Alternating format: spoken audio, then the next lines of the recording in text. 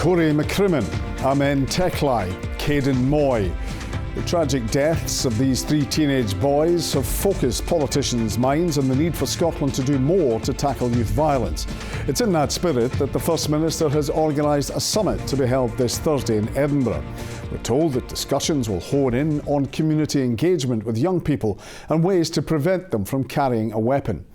The event comes as the new Scottish Crime and Justice Survey out today suggests that almost a third of violent crime offenders are aged under 16, the highest level the survey has ever recorded. The issue of how to tackle youth violence has been generating a lot of debate at Holyrood, with John Swinney facing demands to take a tougher approach. Young people do not feel safe. The system does not protect them. So what does John Swinney have to say to parents who tell me they're terrified every time their son or daughter leaves the house? There are three approaches the government takes in relation to the issue of knife crime. First of all, we have education programmes on the danger and the unacceptability of carrying a knife and taking part in violence. Secondly, there is effective punishment where offences are committed. And thirdly, there is sustained school and community engagement with young people around making sure that we create responsible citizens in Scotland, and most of Scotland's young people are responsible citizens. The crisis didn't emerge overnight, it's been years in the making. Since the SNP created Police Scotland, we have lost 800 officers.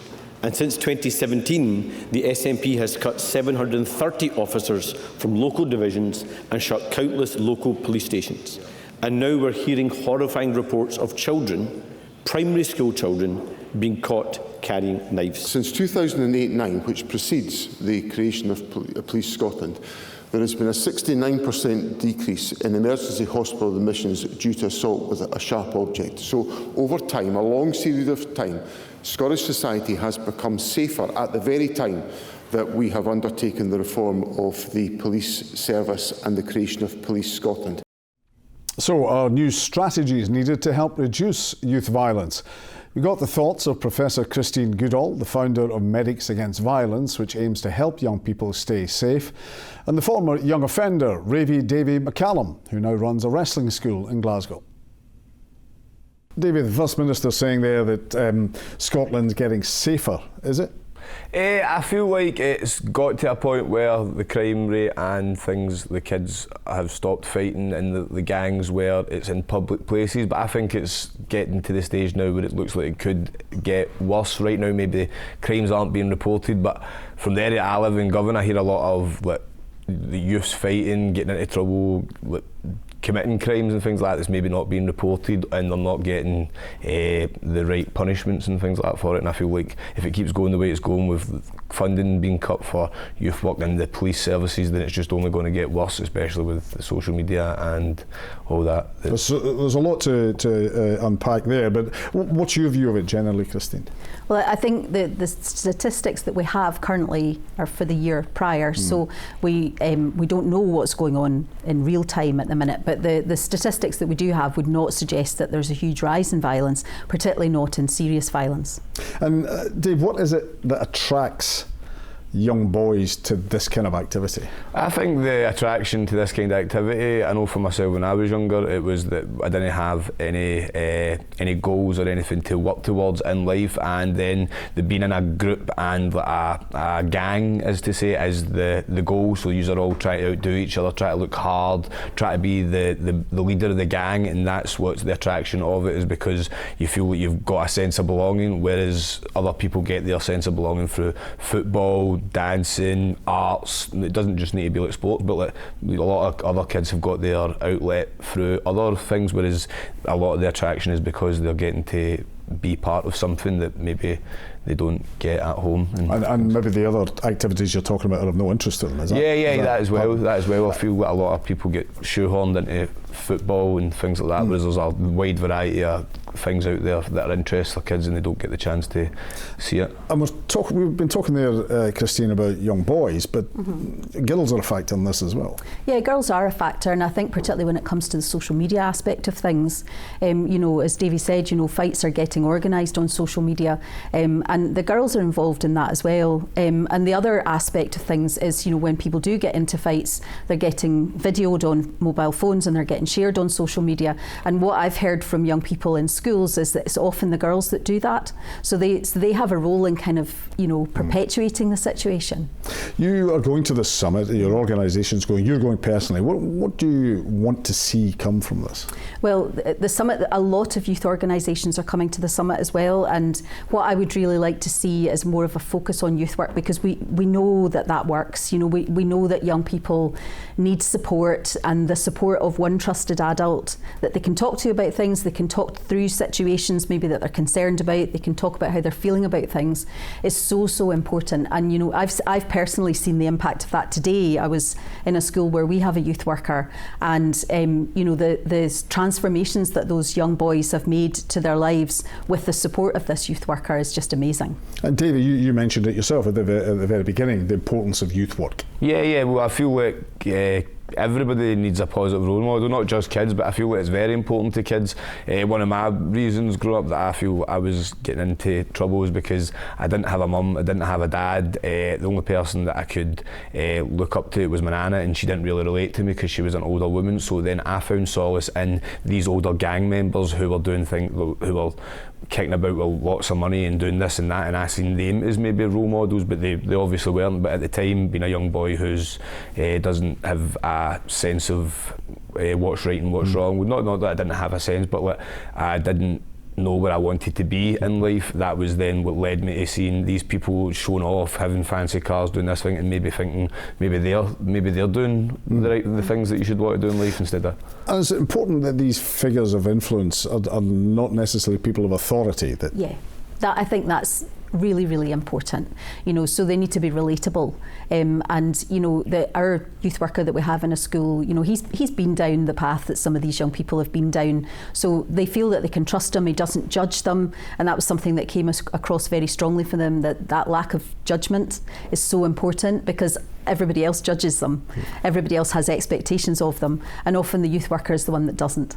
And that's where your strength would come in, Davie. Yeah, well, I actually agree with what you're saying there as well. When I was younger, I got a lot of social workers working with me who had came from backgrounds like university, their mums and dads are in, because I would always grill them on these, their parents are together, they don't actually know the lifestyle that I live, and I didn't actually click until one day I was in a secure unit and I had a worker called Ali who had lived through the life that I had lived. He'd been in Pullman and he'd come through the other side, and that's when I clicked and said, maybe there is somewhere that I don't have to become a statistic, I can go on to be better. And now I feel that through my work with the school, I'm trying to then be this role model and try to help these kids before they even get to the stage where they'll be influenced by peer pressure and by gangs and stuff. I think they actually need to get in before they become teenagers, because when they become teenagers they're really susceptible to peer pressure, whereas if they've got something like a role model or something to work towards or look towards before they get to the teenage stage, the peer pressure, they're not going to fight it, because they're not going to listen to it because they've got, I want to play for Celtic or Rangers, or I want to be a champion boxer, I want to be a dancer, I want to do this, that, and these things are really needed to, and the reason that becomes is because they've got role models that they want to not only impress but do well by, because these people put so much work into them. And I feel like I get that in the wrestling school that I own, the Glasgow School of Wrestling. I feel like all the kids see what I do, see the life that I've lived, because I'm open about my past. They then want to not emulate me, but not emulate me in the way that I went down. They want to become like a wrestler who does all this good stuff, but they don't want to go the path that I went. They want to do it by being good, upstanding kids. And Christine, you said we know what works, and obviously youth work is a key part of that. So why don't we do it?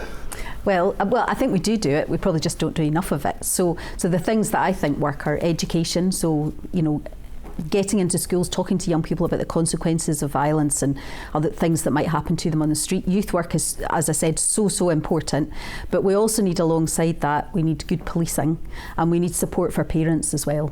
And you touched on that also, David, this idea of, is it police numbers or is it police interaction? What is it? Well, when I was younger, I hated the police, and without being, that sounds bad when I say it, but it's because they were so hands-on in the area. They were stopping and searching me and my friends.